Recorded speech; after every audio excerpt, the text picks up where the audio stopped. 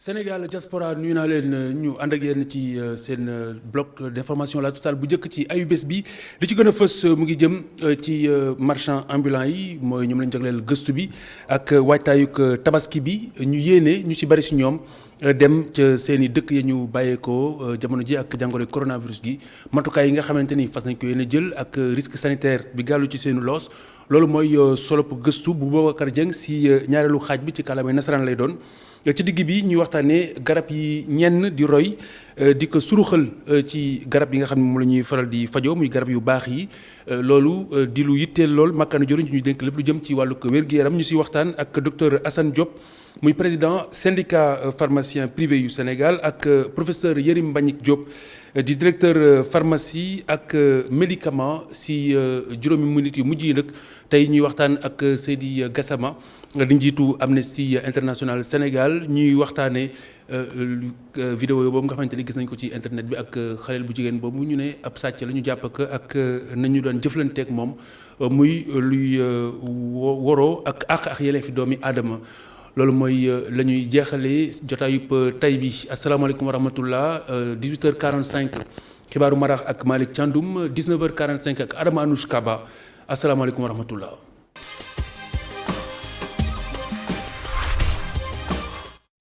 ca Marsassoum ak cant ñeel mboolem ña fay yeewoo ndax pont bi nga xamante ne nii daal nañ ko fay tabax ngir bërëb boobile daal di mën a fitti dem beeg dikk bi gën a yomb ci seen digg ak yeneen gox yi nekk ci réewum Sénégal ñu war leen ko jébbal ci atum 2021 weeru novembre muy daanaka lu toll si ñaar fukki milliards ak juróom-benn téeméeri millions ci suñuy koppar daal na ci dugg muy diggante Djeba ak Marsassoum jamono ji nag ku nekk xam na ni ay gaal wala bag bi moom la ñuy jariñoo ngir mën a jéggi Amagor Robert Niang demoon na fa ànd ci ak Sidi Niang ñu teewlu. àll bu naat lool te rafet ci gis-gis Marsassoum asamaan si di soog a sebet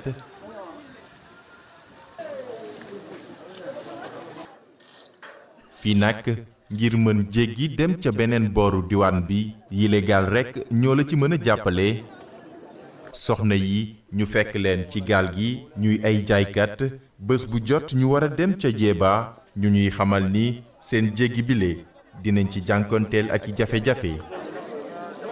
toujours weltani ko kadi imminɓe golloɓe pongonɓe pont bi lu am solo la li may ñaan rek mooy liggéey bi gaaw ndax dem bi ak dikk bi gën a yomb ndax fi ñu toll nii daanaka activité yépp taxaw ndax ñàkk pont bi. mi waata traversude daal. ñun bu ñuy jéggi tamit dañuy sonn waaw loolu mooy problème dañu yàkkamte pour pont bi waaj a pare parce que bag bi mooy loolu waaw non bu taw sax duñ xam sax fu ñuy toog daal. waaye mu mel ni seeni jafe-jafe yile fii ak novembre 2021 dina am saafara lu ko waral pont bi nga xam ni état bu Sénégal mu ngi koy tabax njëkk li toll ci ñaar fukki milliards ak juróom-benni téeméeri millions ci suñuy koppar. nga jógee ca Boukul di Bujje ñëw ci Boukul Kanulay mu def connexion loolu nag ñu ngi koy defar bu mucc ayib jàpp nañ ne novembre 2021 pont bi dina pare pont boobu état du Sénégal def na ci ñaar fukki milliards ak genn wàll wax dëgg yàlla liggéey bu am solo lañ ci def. mu doon projet bu waa Marsassoum yàkkamti lool mu noppi. mais sincèrement pont bi quoi alhamdulilah rabbil alamin su eggee récemment dina baax lool ci population bi quoi dina baax lool ci développement bi sincèrement ci développement bi quoi. waaye nag bu dee pont bi pare na kay moom mun nañ jéggi ni ñu ñëw ne waaw dañuy yàkkamti daal pour mu kii pare. si géej gi naka noonu ci jéeri gi Manébar technicien ak ingénieur yi ñu ngi wéyal seen liggéey ngir pont bile mën a noppi ca weeru novembre 2021 ba mën a yombal dem beeg dikk bi fii ci diwaanu Casamance.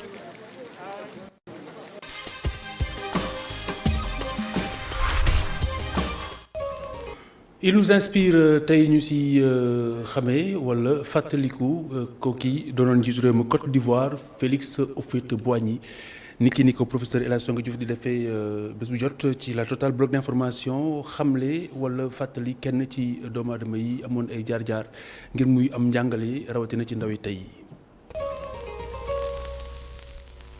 ñi naan Nana Houphouët te ñu jàpp ne moom mooy bàyyu loolu nga xam ne moo di réewu Côte d'Ivoire ñu jàpp ne bokk na ci ndawam yi doomam yi nga xam ne wax dëgg yàlla bokk nañ ñi ko gën a liggéeyal.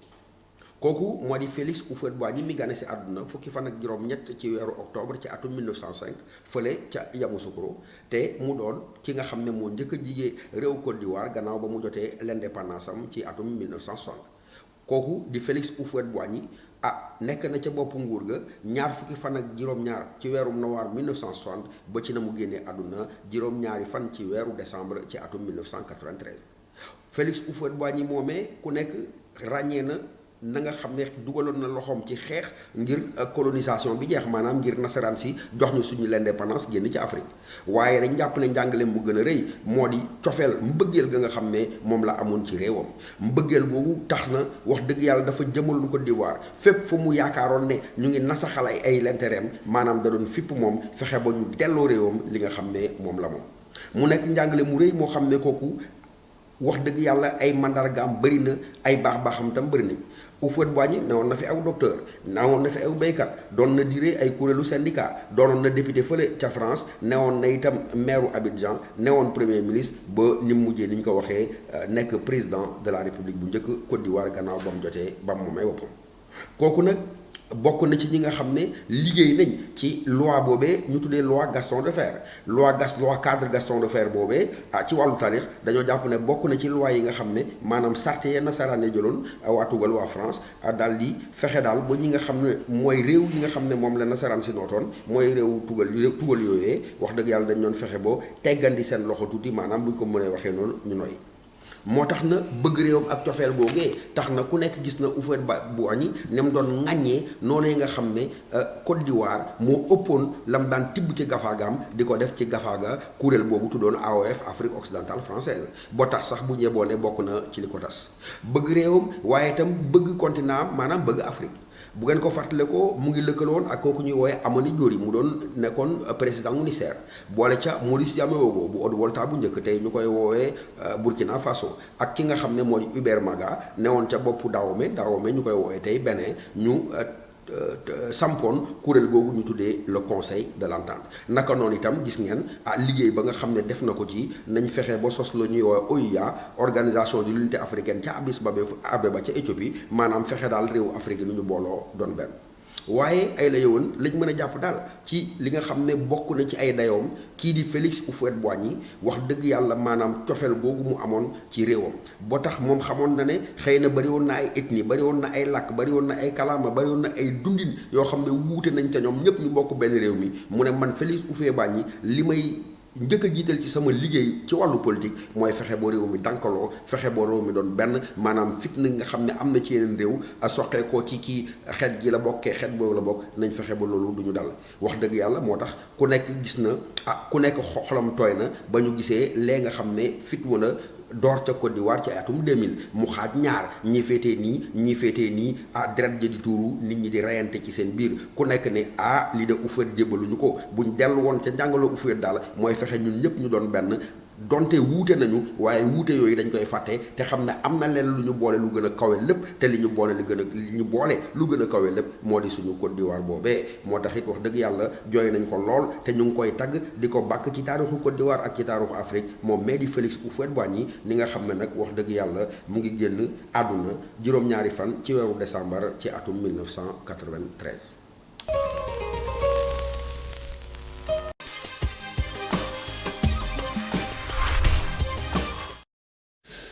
jërëjëf kon ñu professeur Sangue Diouf ñu jëm ci dundin ànd ci ak Ndeye Marième Guèye Ndeye Marième salaamaaleykum namoon nañu la yaa ngi feex bu baax maa ngi sant bu wér alhamdulilah alors dañuy seeti Bassirou Diouf mécanicien la donte Aminata Lago teewul mu ngi def kem kàttanam ngir matale ab liggéeyam bi nga xamante ni moo ko gënal tàllal ab loxoom.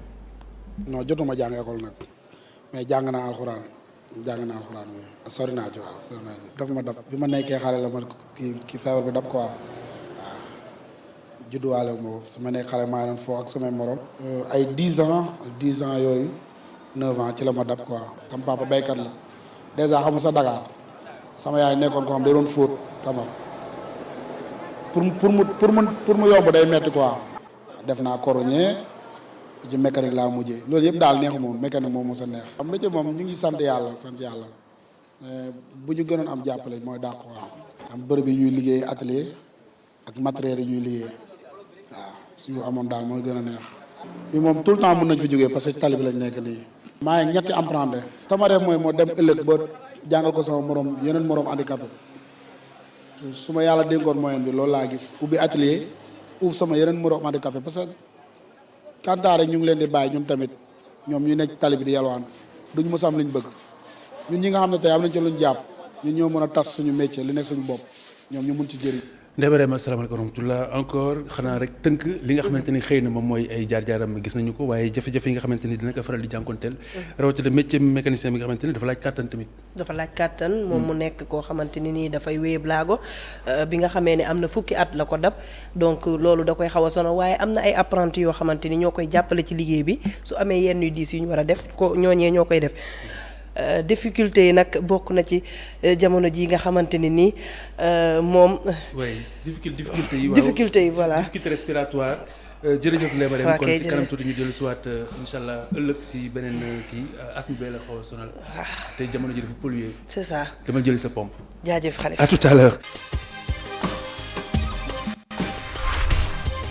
jërëjëf donc ñu dellusi ak yéen ci la Total bloc d'information ci digg bi waxtaanee mbirum faux médicaments yi docteur professeur maa leen di dalal di leen gërëm di leen sant ci teewaay bi je pense que phénomène bi du phénomène boo xamante ne nii bu bees la déjà professeur li nga xamante ni moom lañ si jot a jàpp ci 406 bi ñu wax ci wàllug saisie lenn la rek luy fàttali ne les faux médicaments sont toujours en circulation n'est-ce pas? Oui, vous l'avez bien dit. Les faux médicaments sont bien là et la situation Covid bi ñu ne. Situation particulière boo xam ne aussi le faux prospère. Tout à fait. Heureusement les vrais douaniers sont là et les vrais gendarmes. Très bien très bien alors docteur Assane Diop. Donc le phénomène ni ñu ko waxee du lu bees. déedéet le phénomène bi du lu bees phénomène bi su fekkee ne sax mbirum suy cadre syndicat bi ñuy wax. lu ñaar fukki at fanweeri at si ginnaaw. ba léegi ñu ngi ciy wax. du lu bees mais li ñu remarqué fan yi li gën a garaaw mooy li manqué li nga xamante ne tey jii moom moo am nekk en rupture moom la ñu indi. parce que saisie bi ngay wax léegi bi ñu seetee daanaka lépp paracétamol la. fan yi et puis muy paracétamol bu nga xam ne baaxul. population bi li ñu soxla bu ñuy laajte pharmacie paracétamol plaquette amuñu ko ñu dem foofu mais li ñu jënd leen di lor. donc vraiment du phénomène bi du lu bees xëy na kay dafa gën a yokk. mais comme ni ko professeur waxee léegi dem ciy profito. vraiment féliciter les forces de défense et de sécurité. mais plus particulièrement la douane. février ak léegi li ñu jàpp boo defee total bi. passé na genn wàllu milliard. genn wàllu milliard passé na ko diggante février ak léegi loolu vraiment ñu leen si manifester suñu reconnaissance parce que defuñu ko nag aussi pour les pharmaciens. ñoom dañu xam ne population bi la ñu war a aar. ñu nekk ci di ci góorgóorlu te loolu day wane ampleur u phénomène bi. parce que bu fekkee ne si juróom benn weer jàpp nañu lu toll ci genn wàllu milliard ak lu topp. nga xam ne kon bu doon ay ati at ñaata la war a toll. lan moo waral professeur à votre avis que ba nëgër ni mu doon loo xamante ni xëy na méngalees na ko sax ak trafic de drogue parce que ñoo xaw a seexandoo fan la fay yi nekk wala est-ce que problème mu identification la wala est-ce que dafa am lu koy diligenté ba ñu xaw koo ñemeñ lool. trafiquants yi ñemeñ ko donc c'est un problème mondial nag soo koy xool. problème boo xam ne ça dépasse nos frontières. Et avec la surenchère bu am ci période bi ñu toll. dafa gën a jéggi dayoo. et puis il l'a bien dit gars yi dañuy viser les médicaments yoo xam ne c'est problématique. dinañ ne paracétamol mooy xeex yaram bu tàng ak sibiru. moom la ñuy defar. pour dugal ko ci marché étude de marché. mais oui xool demande bi indi offre. donc c'est un vieux problème. qui demande des solutions innovantes mais des solutions concertées. Parce que Sénégal rek mënu ko gérer quoi. On a une douane qui vraiment qui fait son job correctement qui saisit beaucoup de médicaments et autres choses. mais am na yuy rëcc. on ne sait pas mënuñu xayma. lan moo jàll te jàppuñu ko. donc il y a quelque chose qui est passé. c'est un vrai problème. c'est une vraie problématique boo xam ne population yi am nañ ci seen wàll. très bien tey foofu laa duggee ko. dinañ si ñëw léegi alors docteur dugg bi benn ponk la mais tasaare bi aussi njaay mi beneen ponk la produit yooyu bu dugg see est-ce que day jaar ci circuit bu normal bi wala parfois mu ñu suruxal ko si wala dafa am spécifiquement ñoo xamante ne xëy na ñoo koy jaay. du dugg ci circuit normal bi du ci jaar du ci surux. du ci dugg du tout. circuit normal cela veut dire que kenn amul chance su wala malchance su dugg pharmacie jënd faux médicament. wax ji leer na. kenn amul chance su wala malchance dugg pharmacie fekk fa faux médicament. léegi nag dafa am nag leneen mooy fokk nit ñi xàmmee pharmacie ak leneen.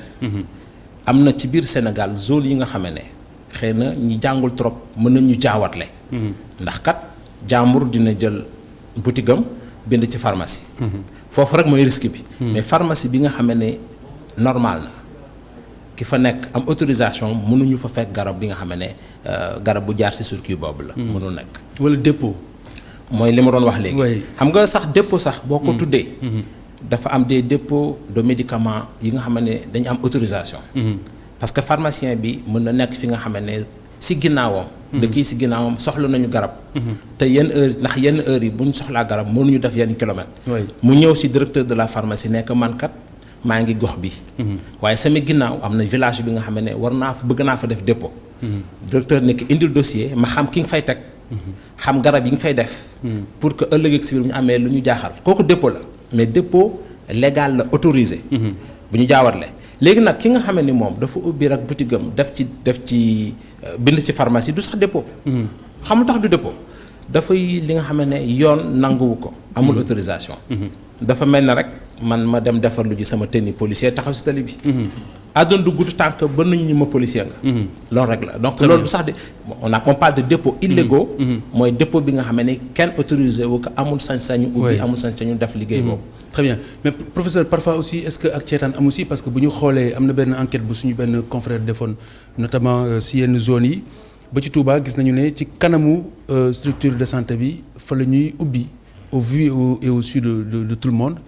kenn du si wax yu mel noonu ndax du ceetaan lay gën a méngool. man du ma ne kenn du si wax ñu ngi siy wax. c'est-à-dire mais c'est un gros problème boo xam ne il faut de grosses organisations pour venir à bout. non li ma bëgg a wax mooy est-ce que dafa am ay intouchable. ci cadre non non am si ñu ngi si wax parce que c'est le président de la République lii même moo nekk porte-étendard de la lutte contre les faux médicaments au niveau de la zone africaine. le leadership. Ensuite. On a des lois en cours sur la répression du trafic du médicament et de l'exercice illégal de la pharmacie. Donc on a des lois pour la répression. On est en train de revoir suñu lois yi pour diisal daan ñuy teg ñi nga xam ne ñu ngi nekk ci trafic boobu. Mais c'est un processus qui est en cours. te man en tant que directeur de la pharmacie qui est un peu le point focal coordonnateur. J'ai pas froid aux yeux. Pour moi il y a pas de zone interdite au Sénégal. fenn fu ne mën naa fa taxaw ak fu nu mënti toll. ci teggin ma wax li yoon maye lu yoon mayewul ak surtout les dangers liés à ces faux médicaments. mais xeet yooyu di ngeen ko faral di yëg.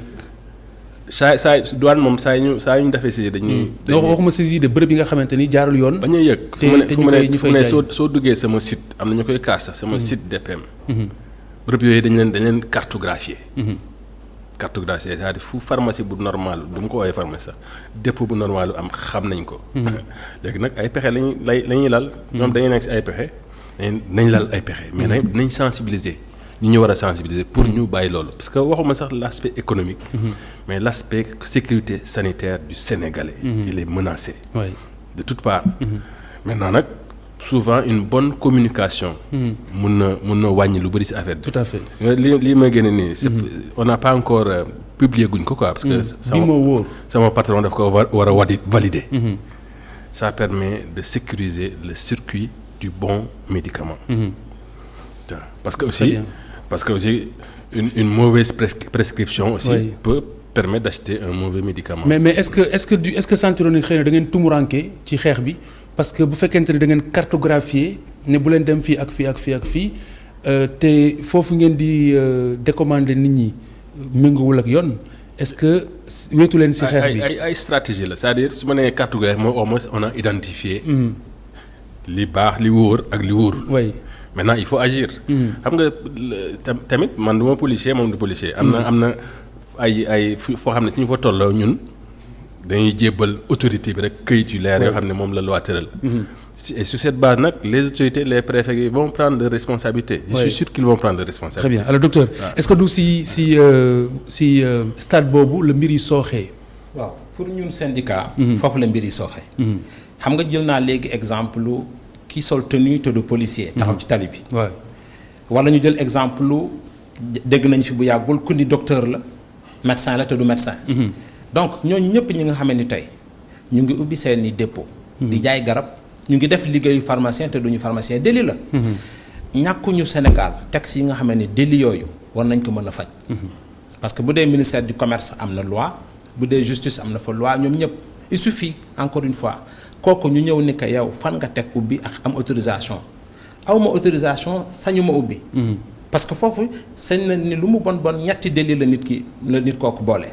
bu njëkk bi ubbi na te amul autorisation. beneen bi il met en danger la santé d'autrui maanaam mi ngi jaay li nga xam ne. dina indi loraange ci askanu si wér-gu-yaramu askan bi. beneen bi aussi mën nañ ko tudd sa même association de malfaiteurs ak recel. pourquoi ma waxee ko noonu tey bu ñu dajjee pharmacie. 3 heures du matin. balaa fajar garab yi am na ku ko jënd kooku receleur la. donc délit yi bariwaay bi nga xam ne. amatuñu lu ñuy xaar pour agir. en tout cas pour ñun syndicat. amatuñu xamuñu autorité bi lan lay xaar pour agir. ñun jaaxal nañu ba léegi parce que bu dul sax leneen comme man wax la ñetti délit yooyu rek. war na tax ñu mën leen arrêter ñoom ñëpp. c'est que foofu laa bëgg a ñëw insister un peu ak professeur bu fekkente ni yéen identifier ngeen ba ñu xam ana ñi ñooy def lu ni mel ñu xam leen mën a jéego dem ba si ñoom. ngeen signalé que ba nga ni dara amul moo tax may laaj est-ce que dafa am ñoo xamante ne nii ci wàllu woowu c'est des intouchables d'autant plus que parfois dañu ñëw ba si kanamu hôpital taxaw fa. man je ne les appelle pas des intouchables c'est comme je dis rek on doit appliquer la loi dans sa rigueur. dafa des. mun naa ne sax su may layal état xalam gu dajul suuf. mais quand même il y a des actions quand même. am na ñu ñuy jàpp am na ñu ñuy yóbbu justice di leen tëj di leen. yooyu yëpp am na. mais nag. des na. Oui. Mais il y a des efforts qui sont là, il y a une volonté qui est affichée. Donc on a travaillé sur la base des textes, après il faut les appliquer. Loolu nag comme il l'a dit ça demande vraiment une forte volonté. Ça demande ñu dépasser comme ñu nga xam ay intouchables. Quand il s'agit de la sécurité du Sénégalais, il y a pas d'intouchable. moo ki jël fetal di rey nit ñoo yem. Parce que balam yi moom ay wàllu doomu garab la yoo xam ne. ku koy naan mi ngi foo ne mi ngi faju mais mi ngi lor boppam. mais kii indi garab boobu. kooku assassin la. très bien alors lu mooy bërëb yi nga xamante ni xëy na jaaruñu si yoon wala amuñu autorisation. marché yi également bërëb yoo xamante ni dañ fay jaay garab. exactement te yenn saa yi sax daa nga jënd garab ci paracétamol par exemple. dañ ko daan jënd bitig ba. loolu tey ana yan plan ngeen yaakaar ni yéen xëy na moom moo ko war a mën a xeex. waaw plan yi ko mën a xeex si ñun xam nga yenn saa yi dañ doon wax naan.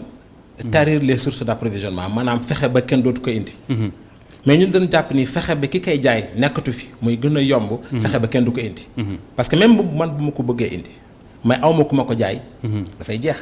ñu jàpp ni donc problème bi mooy fépp fu ñuy jaayee garab. te warul am bu góorgóorlu woon ba loolu jeex. rek kenn dootul indi wala ku bëgg indi tamit doo ko jaayee. parce que tey ku am sa garab jub Maroc. muy benn dëkk bu ñu bokk ci Afrique. wala jub beneen dëkk faux médicament da ngay am problème parce que gisoo déjà ku ko jënd. mais comme li ma wax sànq bu dee dëkk la nag bi nga xamee ni tey am na ñu lay xaar heure boo indee garab bu bon ñu jënd heure boo tojee pharmacie ñu jënd heure boo tojee grossiste sàcc garab ñu jënd. tant que ñooñu ñu ngi fi je pense que day pose problème. léegi nag li professeur wax dëgg la am na effort yu ñu def. parce que maa ngi xool par exemple conseil des ministres du 19 février 2020. examiner nañu adopté la loi. bi nga xam ne dañuy dem vers la criminalisation. mais dañ jàpp ni jéego yi dafa xaw a yéex. ndax kat février bu ñu adopté. yaakaaroon nañ ni balaa tey dina jaar fi mu war a jaar yëpp. ba mu nekk réalité. pourquoi criminalisation bi am solo. parce que ba léegi daanaka ay délits de type administratif mooy kii nag def na liggéeyu pharmacien te du pharmacien. dañ koy tëj ay weer amende que lu dul passé $2 millions. loolu dafa néew. alors bu ñu demee nag criminalisation mooy li professeur wax léegi suñu directeur mooy kii dañ koy jàppe comme ku rey nit. oui et à partir de ce moment peine yi day yokku. ay ati at la kaso mais aussi amende bi rek dina sore. mais surtout atu kaso yi parce que benn bakkan rek bu loru jar na quand même nit ki fay loolu. donc loolu moo tax ñu jàpp ne daal pour ñun bu ñu fi jëlee woon ñooñu parce que wax nga léegi waxu marché yi. tey boo demee ci dëkk bi ma doon tudd léegi. dafa am marché bi nga xam ne tey muy marché grossiste. muy marché Ocass. marché grossiste carrément. marché Ocass dafa am zone yi nga xam ne c'est des grossistes en faux médicaments. oui te loolu du lu ñu umpale. lu ñu umpale. soo demee Diaw bi am na fa. fii Thiaroye bii biir Dakar boo demee am na fa marché Thiaroye zone yi nga xam ne ay faux médicaments lañ fay jaay. donc yooyu tant que mi ngi fi tamit boo nee damay tadir source wala yooyu dafay yéex. je crois que wax na ko léegi stratégie bu nu mënta teg. li jiitu mooy li ma mën a wax mooy réduire ce phénomène à sa plus petite expression. mooy fexe ba ki koy jaay dina bëtu wala muy jaar ci internet. su boobaa dina yomb. mais li ni fàng. rafetlu naa bu baax exemple bi nga jël sànq. ndax tey boo nee am na nit ki bul dem jëndi garab bu bon bi. te hôpital nekk nii bu nit ki génnee jàkkaarloog benn ñaar ñett ba ñeent. dépôt yi nga xam ne kenn autorisé wu leen. mu am ay garab yu bon ci biir kooku boo ko bëggee ni que bàyyi fi ñooñu nga dem. dafay compliqué. non c'est que mënoo ko gëmloo sax ne ñi nga janool nii valable ñu. exactement parce que ñëpp a ngi leen di gis te ñu ngi janoog bërëb bi ñoo faje. voilà donc tant que nag loolu mi ngi fi. leneen lu ñu mënta def dina xaw a sooxe wala mu yéex.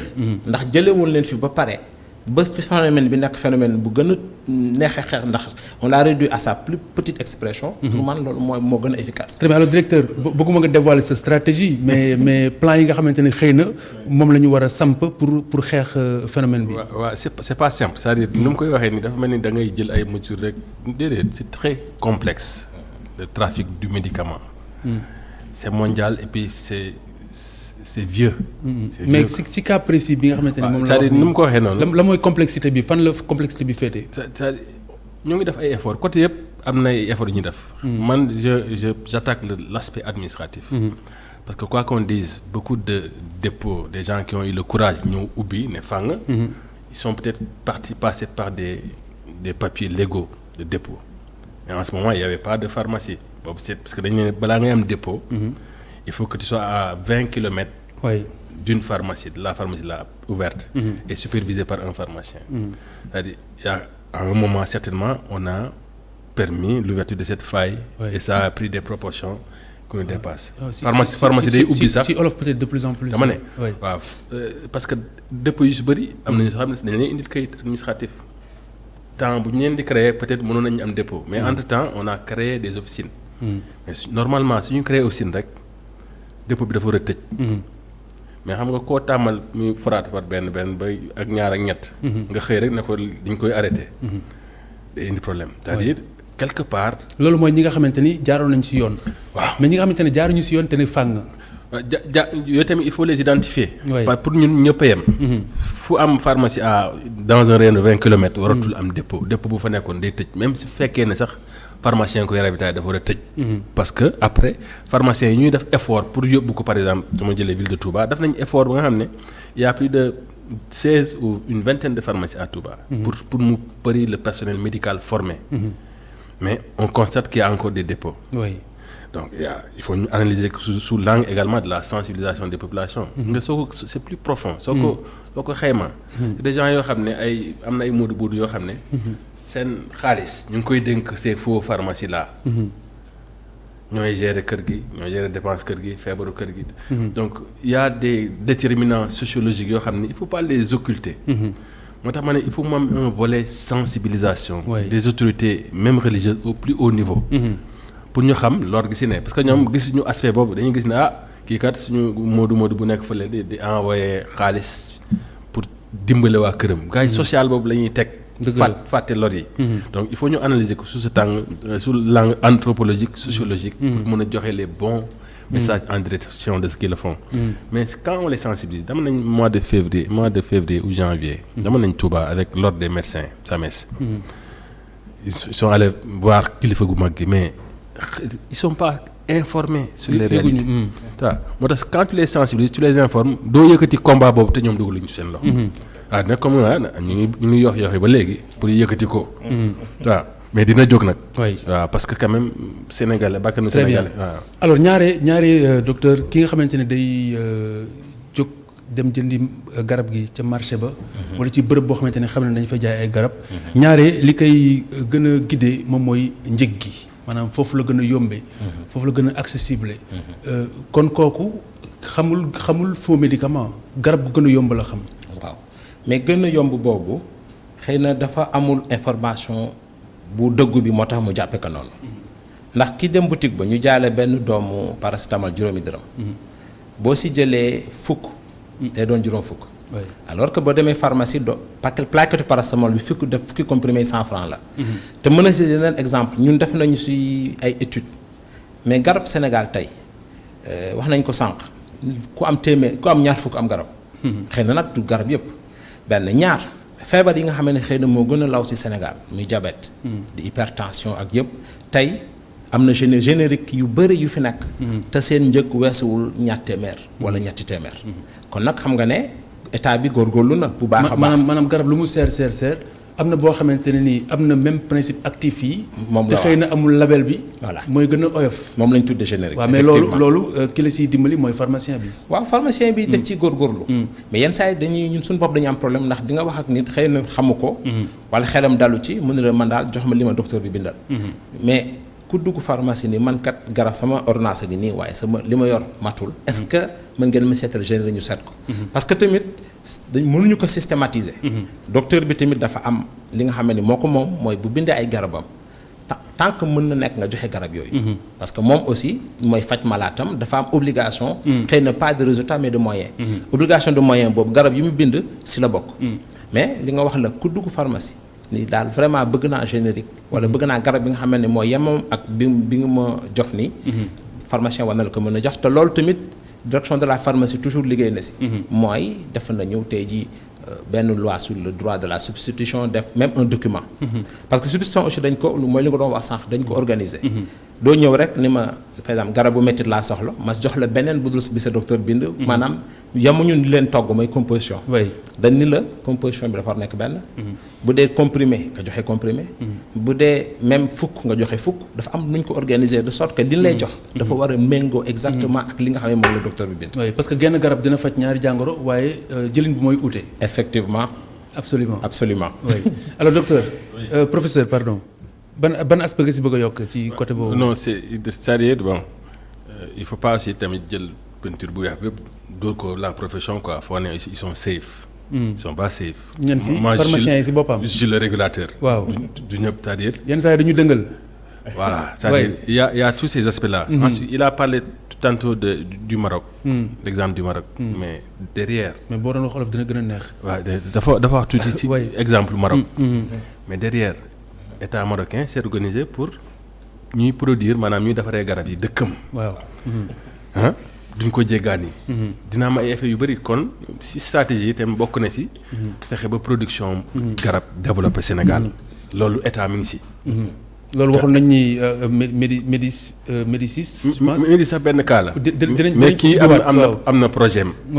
bu peut-être c'est pas le moment d'en parler mais ñu ngi liggéey si fànn yooyu mais nag état des na. état quand même. mën nañ indi nit ñi ñu investir dans les médicaments mais il faut que les coûts les facteurs de production état teg si loxoom. mën na ñëw ne suuf si soo ñëwee installé.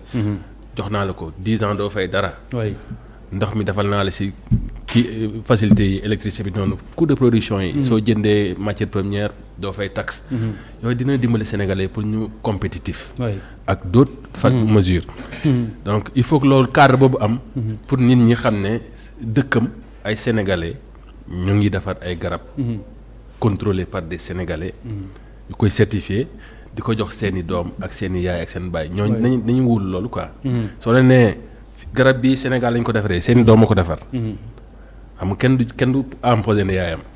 nga leen bële nag ngeen di jël fële si mbedd ma ne sinon bi kenn xamul nu mu mel. bëti daal lañ du mbokk du dara moom xaalis ko. oui mais dina am beneen liggéey en amont parce que. moo tax man la Sénégalais yi ñaaree dañuy gën a ñëwantal lu jógee bitim réew.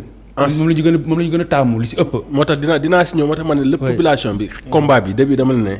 population bi am na ci cër bu rëy. c'est-à-dire ñoo war a dimbale seen bopp dimbale état parce que état quand même mi ngi def ay effort pour xeex bi. pour lutter si loolu ak nit yi am ay garab yu baax sécurisé.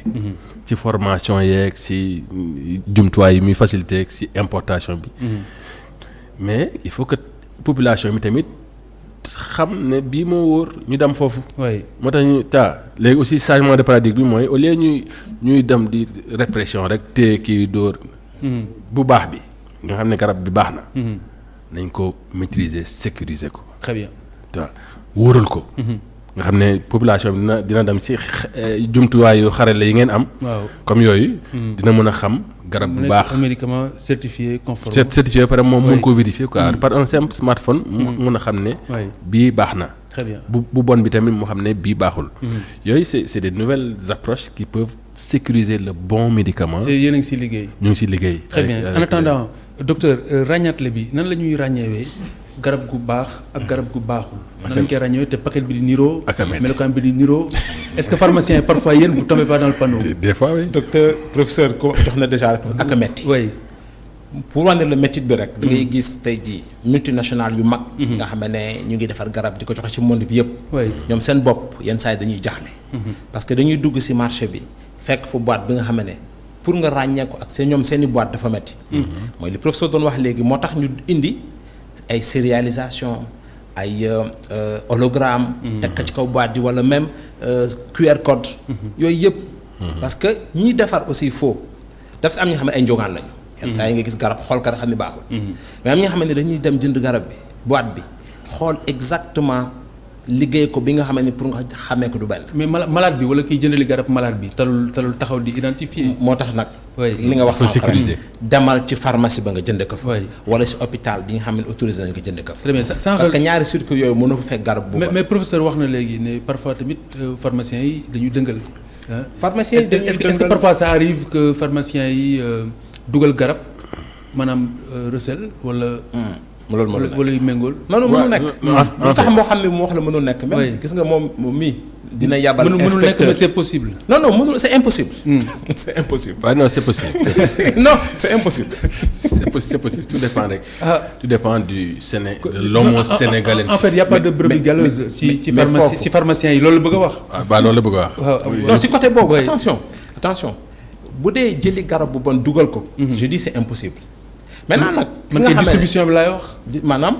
maanaam est-ce que pharmacie di nga ñëw ñu jaay la garab bu baaxul ci lu pharmacien bi ràññee ci coobareem. wala ci lu mu ràññeewul ci coobareem. non mënul nekk mais su mu ràññeewul ci coobareem mën na ne. xam nga tax déedéet mënul nekk. xam nga tax mënul nekk. moom mii daf ñuy envoyé inspecteur. commerce de la envoyé inspecteur. bu ñu ñëwee garab bu ñu mënta jël war nga mën génne facture bi. te facture boobu warul jógee lu dul ñeenti grossistes yi nga xam ne ràññee nañ leen. donc côté boobu xëy na. c'est réduit. c'est réduit. c'est très réduit mais. am na quand même mais est-ce que sañ naa poser question professeur. si sañ nga ko poser question mais juste. waaw c'est-à-dire il faut pas aussi ñuy blanchir. système bi ne on est non c'est réduit. moom leen di contrôler mais nee na xam nga lu tax. c'est la cupidité. kenn échappé aussi c'est-à-dire da ngay todd situation. kenn ñëw benn bawol wala benn Saalum wala benn Pël Fuuta. donc indil la ay garab yi mu dugal ci mbuusam. ne la kii dama amoon ay garab léegi yow nga am curiosité xool rek tu penses au gain rek. mën na la ci dugal. ñun ay nit la ñu. tu vois donc et il nous est arrivé en ce moment j'étais au labo de contrôle. ñu contrôler ay garab yoo xam ne ñu ko jëlee ci officine yi. mu nekk ay faux xaw ma nag ndax pharmacien mu ngi koy jënd. xool na ko bu baax wala maîtriser na circuit achat bi mais. est-ce que génne nañ facture. ñun boobu ci aspect contrôle laa nekkoon quoi. contrôle qualité. waaw nga xool ne kii moom bu bon la mais on l'a trouvé dans une officine malheureusement. mooy li mu wax quoi tamit ñi contrefaçon dañuy xereñ ba nga xam ne. mun nañ tricher ba nuroog roy dàq lu ñuy wax roy dàq. ba nuroog bu baax bi. tu vois même le grossiste s'il fait pas attention il peut être floué. parce que dama ne c'est un système mondial. xamoo fu ñuy duggee quoi. moo tax chaque cas. donc dañ ko war a investiguer xam yow faux bii. quel est le circuit fan la jógee.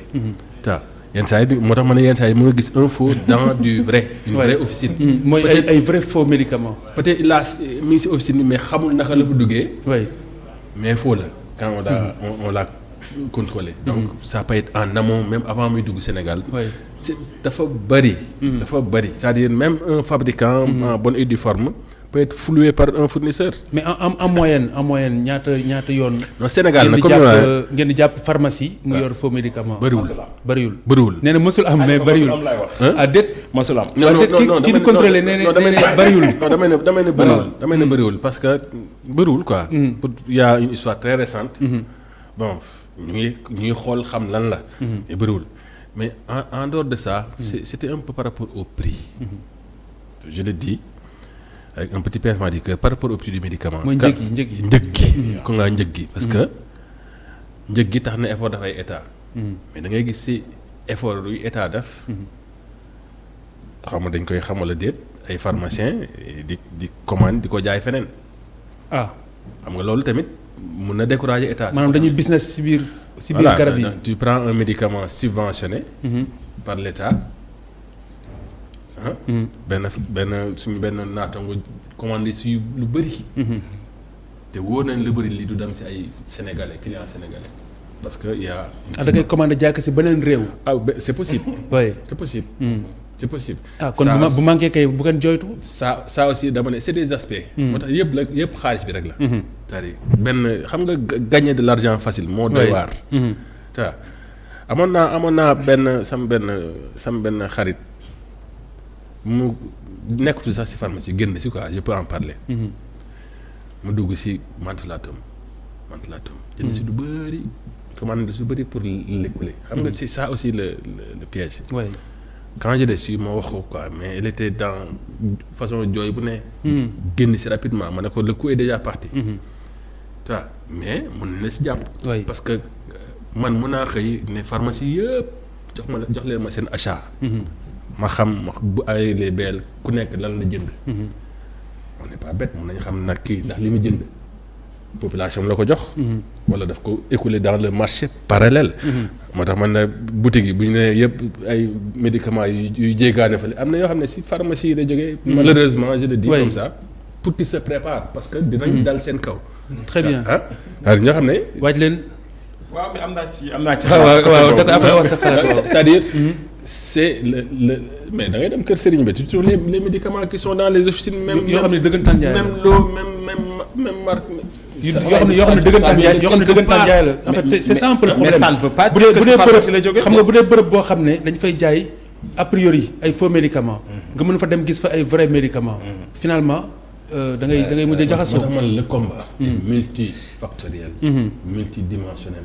bul xeeb benn aspect. mais la première chose ñun qui revendiquons d'être une profession organisée mooy nañuy bale suñu devant notre porte ba mu set wecc. kon dafa mel ni tey bu ma la déggee pharmaciens yi ñoom docteur Diop. dañuy xëpp cere ci li nguur gi di def ci ay jéego lu nguur gi def pour jàppale aw askanam ci ay garab yu yomba ngeen jël ko jaay ko weneen askan. waaw loo côté boobu comme amoon na ci gaz. gaz yi subventionné gars yi di jël gaz yi. weccet la rek. kon bu yàggee nguur bi dootu subventionné. moo tax man la waaw yooyu nag c'est discret quand même du ma ne soo doone moins de 1% peut-être le fond moins de 1%. heureusement oui. c'est-à-dire vraiment c'est discret mais nag soo yërnoo rek gis. tout à fait oui. voilà jërëjëf professeur. waaw heureusement wax na ko à la fin. parce que nekk nañu 1400 pharmacies biir Sénégal. mais 1% mooy 14. gëm naa ne. moom la wax doo gis fukki pharmacie yu ci nekk. mais nag corps de métier lañu xam comme tout corps de métier du ñàkk ay brebis galeuses. kontaan naa. enfin vous le dites. non déedéet dafa am ñaar. oui xam nga sànq li ñu doon wax ak lii dafa wuute. ki man nit ñëw na sama pharmacie. ni ma dama soxla sans insuline. ma fàtte ne wala ma jàpp ne dama bëgg xaalis wala dara ma jaay ko te fekk état bi da ko subventionné. yamul ak jëli garabu faux médicament dugal ko xam nga. fi ñu doon wax sànq mooy faux médicament ci biir pharmacie je dis c'est impossible. par contre li mu wax dëgg la. waaw li mu wax dëgg la man maa ngi fàttaliku man sama bopp. boobu moom ñëwagul. maa ngi waxtaan ak kuy liggéeyee bii direction ma ni ko fàttali leen pharmaciens yi que insuline dañ ko subventionné. subvention mooy état bi def na ci alalam pour une consommation à l'intérieur du pays man noonu laa ko comprendre. mais foofu tamit damay dellu si comme li ma doon wax sànq. xam nga dañuy am ordre. am direction de la pharmacie. ñu am rôle kii bàyyi yoon ñu tegaat ko ci yoon. donc du mesure de nu ñu koy tuddee disciplinaire yooyu moo manqué. mais le problème mooy fu ñu appliqué ko. xam nga su ma déggee professeur ne am na ñu ko def damay kontaan. mais li mu ci war a teg mooy ñooñu sanctionné nañ leen. bu leen sanctionné mu jeex parce que nag bu ñu bàyyee. c'est le cas day mel ne match bu am match football bu amul arbitre. oui du sotti. du sotti. c'est forcément le cas. oui c'est ça. mais non mais ba léegi des na c'est-à-dire. man nekk naa vice-président ordre des pharmaciens. dam chambre disciplinaire di juger. man may présider benn jury boo xam ne on jugeait un ami un vrai ami boo xam ne on partage tout à la fac. c'était gênant. oui. tu vois ma tëgg ko benn 2 ans de suspension. oui donc yàgg nañu appliquer ay mesures disciplinaires. ay plaintes mais ça reste encore là ça c'est beaucoup assaini nag. ça c'est très beaucoup assaini. c'est ça mais on peut encore faire mieux. parce que challenge bi xam nga mooy lan. mooy le médicament aujourd'hui attire tout le monde. tout le monde c'est-à-dire si les professionnels du médicament ñi ci liggéey. maanaam dafa am koppar. c'est le secteur boo xam ne daful ni dafay def ni rek. même su pante bi xawee kii. waaw c'est un secteur en croissance. te nit ñi wëratu est-ce que gars yi créé wuñ ko sax am na bëgg Khalifa soo ma ko mayee. mooy ce qu'il faut retenir ci li ma ëppal solo. mooy plus de 99% des femmes maanaam téeméeri pharmaciens yoo jël. juróom-ñaar fukk ak juróom-ñeent. ak genn wàll newuñu ci. ça c'est vrai. kooku moom c'est vrai. oui maintenant li ci des nag mooy man nag mënumaa taxaw ni sama pharmacien yi doog suñu syndicat wala yi liggéey Sénégal yépp kooku moom sañu ma ko wax. mais heureusement comme mu ko waxee am nañ fi ordre buy veiller. et chaque fois que pharmacien maanaam jàpp nañu pharmacien mu nekk ci ordre def na liggéeyam. mais du ko wax mu jëm kaw. direction de la pharmacie def na liggéeyam mais du ko wax mu jëm kaw. waaye nag encore une fois li koy yombal. mooy ces receleurs là tant que ñu ngi fi. xeex bi day metti rek waaye du jeex. ñi ma tuddee receleur mooy. man bëgg naa xëy na sax jalgati waaye amu fu ma jalgate. gisuma ak kan laay jalgatee. donc tant que lu mel ne kër sëriñ bi mi ngi biir Dakar. au cœur de Dakar. te parce que wax nañ léegi garab booy fekk kër sëriñ bi mu nekk garab bu normal entre guillemets. mais du chaque fois ci pharmacien bi la jógee. wax naa sànq cambriolage yi. pas plus tard que weer bii ñaari pharmacie cambriolé na leen biir Mbour. mais ñi cambriolé. garab yi gën a cher la ñuy jël.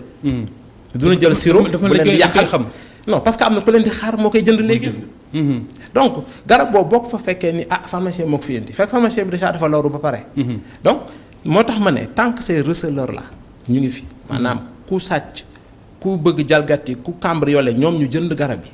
loolu toujours dinañ gis ay garab yu jógee pharmacie ci biir foofu. est-ce que doo am garab yu jógee par exemple ces structures yi nga xam dañ koy dëngal. même ñi am assurance am IPM ñoom ñëpp. mën nga jël ñëw ñu jox la garab nga dem ci médecin mu bindal la. nga jóge fa dem. feneen wecc ka xaalis. comme fu mel ne kër sëriñ bi loolu am na. tool diggante rek mën nga tool tabaski bëgg a xaral tabaski. nga lijjanti sa IPM. jox la garab nga dem foofu. loolu fraude la boo xamante ne dañ koy faral di gis ci IPM yi. dama yooyu yëpp am na. donc moo tax man ne garab moo kéemtaane quoi. ay mbir. dafa laaj nag ñu ko séq. ñu waxtaane ko. waaw pour ñu xool lor yeeg. bénéfice yeeg yi mu mën a indi même économiquement nu mu mën a téye réew. mais tey suñu développé woon production Sénégal pare ñu continuer am marché parallèle gars yi ku mu neex day compliqué. duñ ci génn quoi. moo tax c'est multidimensionnel dañu war a toog leen lu ne ñu càmbar ko. ba pare nag intransigeant dans l'application de la loi. donc il faut.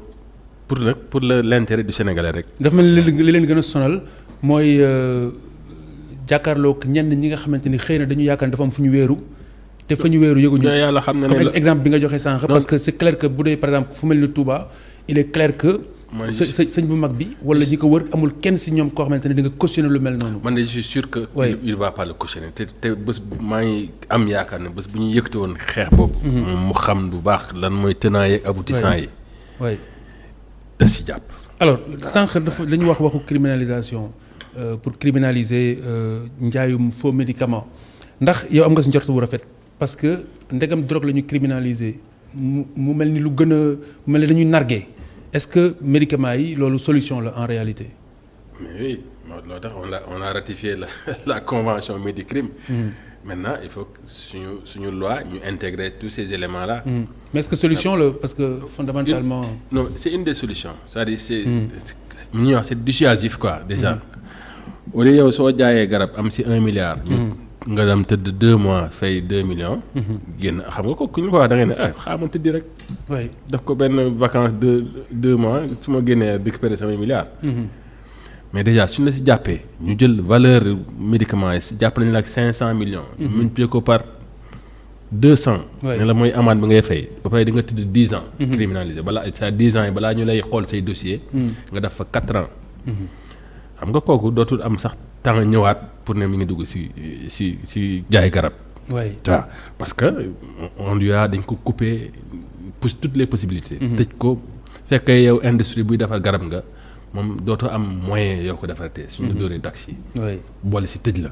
donc yooyu yëpp criminalisation daf ñuy permettre ñu xoolaat tous ces aspects. de droit pénal. ensuite juge yi formé aussi bu baax. pour quand même di ko mën a appliquer parce que juge yi aussi texte bu ñu am rek la ñu mën a appliquer. absolument alors docteur yow gëm nga comme professeur. que benn la ci solution yi. wala bu ci am solo. daf si am solo. li mu wax du mu ci dellu si leer na mais dafa am beneen lu muy indi mooy coopération maanaam lëkkaloo entre dëkk yi nga xam ne ñoo fi nekk. xam nga bu nee douane mi ngi jàpp mooy lu jóge si biti la di dugg si. mais nag dafa am fi nga xam ne mënul lu dul xaar yow sa réew. mu dugg si nga jàpp mais mënoo remonter ba xam fu mu jógee. léegi nag Médicrime boobu loolu lay indi lu bees. mooy tey état yi ko signé yëpp. mu nekk une approche communautaire. approche communautaire. partage d'information maanaam ñi nga xam ne ñooy takk der yi ak douane mën a waxante seen biir. topp ko et cetera parce que li si am solo mooy dootul yam rek si jàpp mais fañ koy defaree. wala fa mu jógee foofu nga koy kiiwee. parce que wax na dëgg. Sénégal bu xeexoon tamit lu mu mën. wala benn dëkk bu nu mënta jël te dëkk yi ko wër defuñu ko.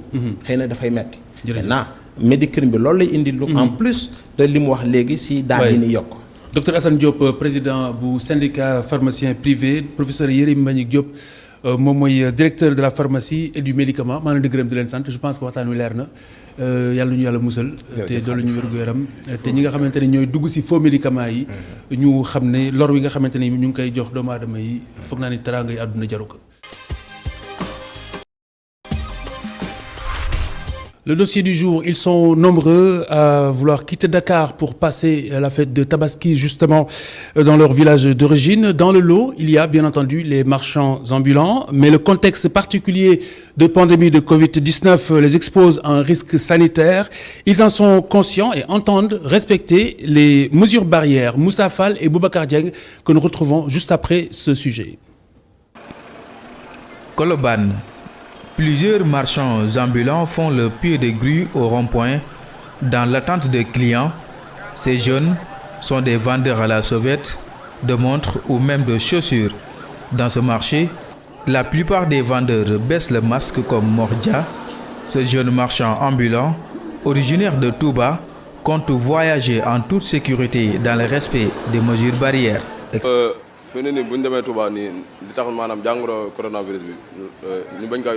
En partant à Touba pour la Tabaski, je compte prendre toutes les mesures nécessaires pour éviter de contracter le coronavirus.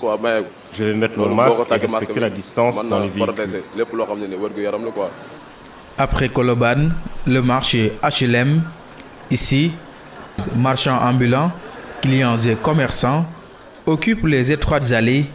Ibrahima Sissé vend des tenues pour enfants. Ce marchand ambulant compte passer la fête de Tabaski à Dinguiraye. Man inshallah Dinguiraye la bëgg Tabaski. Feebar bi moom mu ngi fi mu ngi ci dëkk bi. S'il plaît à Dieu, je compte fêter la Tabaski à Dinguiraye et je compte porter mon masque et si j'ai des gants, je les mettrai. Chacun doit croire en l'existence du coronavirus. Goro Ndiaye est sexagénaire. Ce marchand ambulant prévoit même d'amener dans ses bagages des produits désinfectants au village. Je prévois même d'acheter de l'eau de Javel, du gel et du savon pour ma famille. Je tiens à les protéger de la maladie qui n'épargne personne. Ces marchands ambulants reprennent petit à petit leurs activités. Vendeurs à la sauvette, vendeurs de montres, tous espèrent passer une bonne fête de Tabaski malgré l'impact du coronavirus. Boubacar Dieng, bonsoir. Bonsoir Khalifa. Donc visiblement, le mouton n'est pas la seule préoccupation en cette veille de Tabaski. Non, ce n'est pas la seule préoccupation pour ces marchands ambulants qui quittent Dakar pour aller peut-être à Kaolack ou bien la plupart à Touba. Il y a aussi la santé qui est là, la santé avant tout. Sans la santé, rien n'est possible. Donc eux aussi, ils vont faire tant bien que mal ou bien autant faire ce peu. Essayer de respecter les mesures barrières comme édictées par le ministère de la Santé et de l'Action sociale pour éviter la propagation du coronavirus. Parce qu'on a vu le cas des enseignants avec la reprise des cours qui était programmée le 5 juin.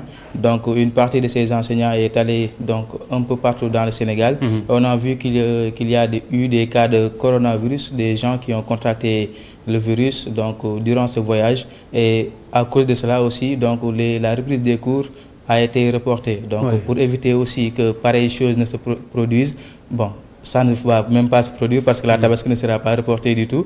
Mais ils font de leur mieux pour essayer de ne pas contaminer leur famille qu'ils trouveront au village. Si Malick Cissé j'entends parler de report de Tabaski, lui qui pense déjà à son mouton.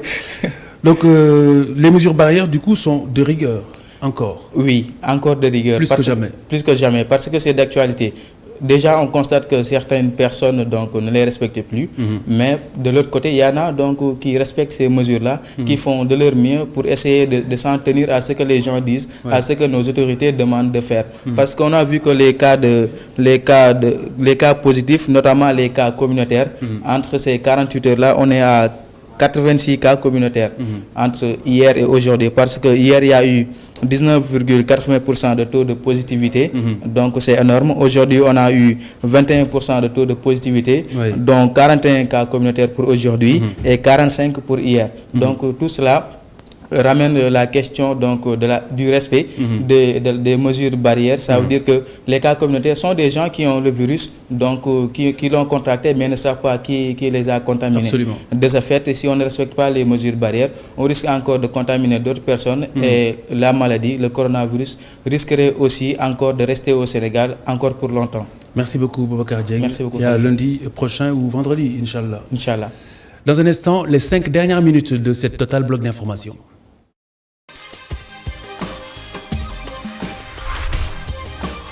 Les 5 dernières minutes ce soir, Seydi Gassama, directeur exécutif de Amnesty International Sénégal. Bonsoir Monsieur Gassama.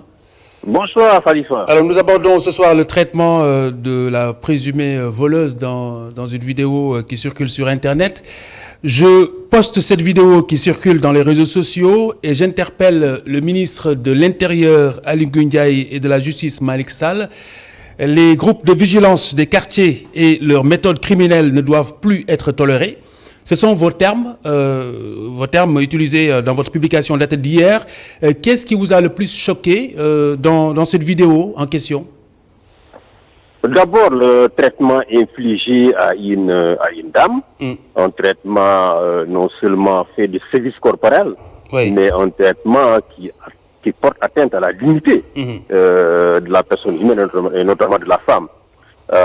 J'ai été extrêmement choqué, mais c'est une pratique qui est courante dans nos sociétés. Tout à fait. Dans beaucoup de marchés au Sénégal, c'est à l'approche des grandes fêtes, Tabaski Korité, des femmes qui sont accusées de commettre des larcins dans les marchés subissent exactement le même traitement. Très bien. Exactement le même traitement. Très bien. Nous l'abordons tout à l'heure, si vous permettez. Continuer à nous taire devant ce genre de traitement et laisser cela prospérer dans la société. Justement, mais vous parlez de méthode criminelle pour qualifier les faits, alors que les auteurs de l'acte incriminé semblent reprocher un peu la même chose à la dame. Comment est-ce que vous l'expliquez? C'est parce qu'ils n'ont pas le droit de se faire justice eux-mêmes. Dans aucun État au monde, des citoyens n'ont le droit de se faire justice eux-mêmes. Si ces pratiques sont tolérées par nous en tant que société sénégalaise, et si elles sont tolérées par l'État, on va vers toutes sortes de dérives. Plus personne n'est en sécurité dans ce pays. Donc il faut que l'État cherche à affirmer son autorité par rapport à toutes ces personnes qui se font justice eux-mêmes dans les quartiers et qui mettent en danger la sécurité des personnes et même la sécurité des biens.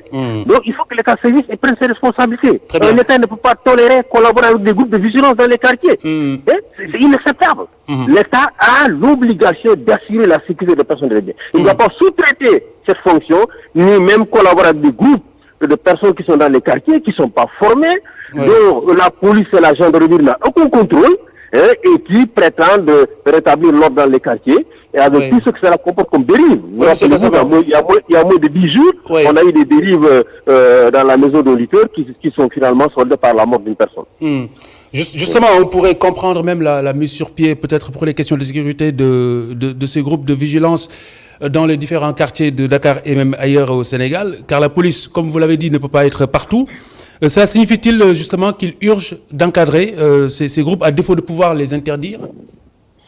Et à défaut de les interdire, il faut que la police, évidemment, assume ses responsabilités en les encadrant, en faisant en sorte qu'ils soient formés, une formation minimale, qu'ils soient sensibilisés, qu'ils sachent que lorsqu'ils attrapent quelqu'un, un présumé voleur, ils doivent l'amener et le donner à la police. C'est la police qui a, évidemment, la fonction au sein de l'État du Sénégal, ou la gendarmerie, d'entendre des voleurs et de les transférer au niveau du parquet. Aucun citoyen n'a le droit de faire cela. Et Khalifa, je répète encore, ces pratiques sont en train de prendre une ampleur insoupçonnée dans ce pays. Justement, parce que ce genre d'acte est récurrent. Parce que depuis un certain temps, on voit quasiment des personnes qui sont prises en flagrant délit ou pas de vol sur les vidéos, que ce soit dans les marchés et surtout pendant les veilles de fête, de Tabaski, de Korité, etc. Comment se situe le droit dans cet antagonisme dans lequel on se réclame victime de part et d'autre? Vous savez, dans cette affaire, tout ce que nous demandons aux citoyens, c'est de se conformer à la loi. Lorsqu'une personne a commis une infraction chez vous ou contre vous, vous devez l'appréhender et la remettre aux forces de défense et de sécurité. Vous n'avez pas à vous faire justice vous-même. C'est aussi simple que ça. C'est aussi simple que ça. C'est le message que nous voulons faire passer à la fois aux autorités, mais aussi à la population sénégalaise en général. Il faut qu'on accepte que dans ce pays, il y a un État, qu'il y a des forces de sécurité et une justice, et que c'est seulement les membres des forces de sécurité ou évidemment la justice qui ont la responsabilité de sanctionner les personnes qui commettent les différentes formes d'infraction qui aujourd'hui font l'objet de cette justice expéditive dans les quartiers. Justement, M. Gassama, avant de terminer, est-ce que vous avez des éléments, de nouveaux éléments depuis la publication de la vidéo? Nous sommes en contact avec la famille. Moi-même, dès que j'ai eu cette vidéo, j'ai saisi immédiatement de hauts responsables de la gendarmerie, de la police, pour leur demander de viser leur autorité pour qu'une enquête soit ouverte très rapidement. Des preuves ont été faites. Nous aussi, à Amnesty, nous sommes disposés à mettre un avocat au service de la famille si la famille décide de porter plainte.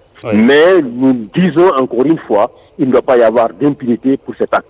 Surtout que pour cette femme, il est aujourd'hui établi que c'était une paisible fonctionnaire de l'État, cadre supérieur, qui a des problèmes de santé. Et donc, ce n'était pas du tout une voleuse, c'est une personne qui avait des problèmes de santé, et donc qui n'était pas responsable des actes. Des problèmes de santé d'ordre psychiatrique, c'est ça que vous voulez dire? Oui, je ne veux pas entrer dans les détails de son certificat médical, mais sa famille nous a rassuré qu'elle a des problèmes de santé, et que c'est à cause de ces problèmes de santé qu'elle a certainement pu entrer dans ces lieux-là et être accusée de l'arson.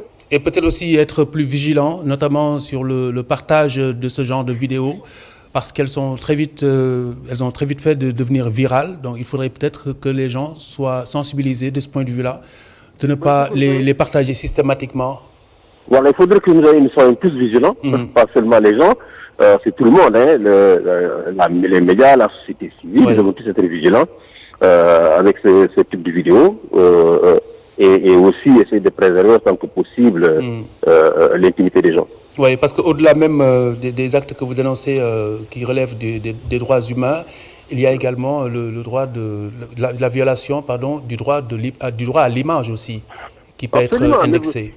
Mais absolument, vous savez, maintenant, écoutez, vous ne pouvez pas... Vous savez, on pense souvent que les gens qui violent les droits humains, ce sont les policiers, ce sont les gens de l'État. Mais la population, ici au Sénégal... Et par ignorance partout, souvent.